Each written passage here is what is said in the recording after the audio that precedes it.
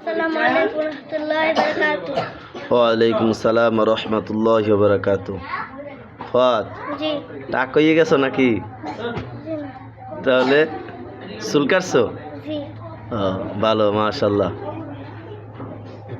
তিন আলিফ মদ কয় প্রকার? দুই প্রকার, কি কি? মধ্য আরজি মধ্য মুনফাসিল।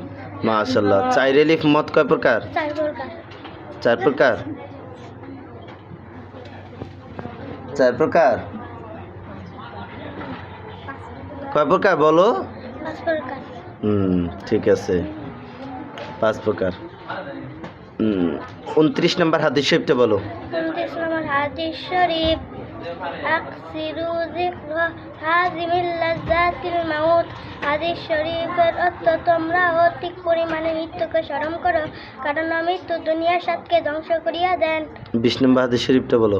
20 নম্বর হাদিস শরীফ, লা ইয়াদখুলুল জান্নাতা ওয়াসিউন। হাদিস শরীফের অর্থ, হারাম ভোগকারী শরীফ বেহেশতে প্রবেশ করিবে না।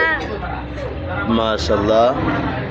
তারপর তোমার মন মতো একটা হাদিস বলো। 31 নম্বর হাদিস শরীফ, মা আসফালা মিনাল কাবাইনি মিনাল ইজারি ফিন্নার। হাদিস শরীফের অর্থ, টাকনুর নিচে যে অংশ পায়জামা বা লুঙ্গি দ্বারা ঢাকা থাকে তাহা দোজখে যাইবে। মাশাল্লাহ। তারপর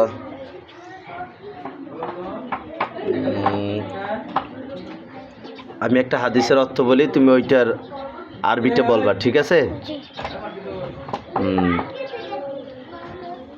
হারাম বক্ষণকারী শৈল ভেস্তে প্রবেশ করিবে না।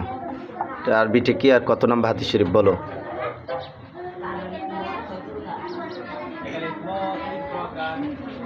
16 নম্বর, বলো তো হাদিস শরীফটা। লা ইয়াদখুলুল জান্নাতা তাসাদু উযিয়া বিল হারাম। হাদিস শরীফের অর্থ, হারাম ভোগকারী শরীফ বেহেশতে প্রবেশ করিবে না। মাশাল্লাহ, হয়েছে। আরো সুন্দর করে পড়তে হবে সামনে পরীক্ষা, ঠিক আছে জি ইনশাআল্লাহ।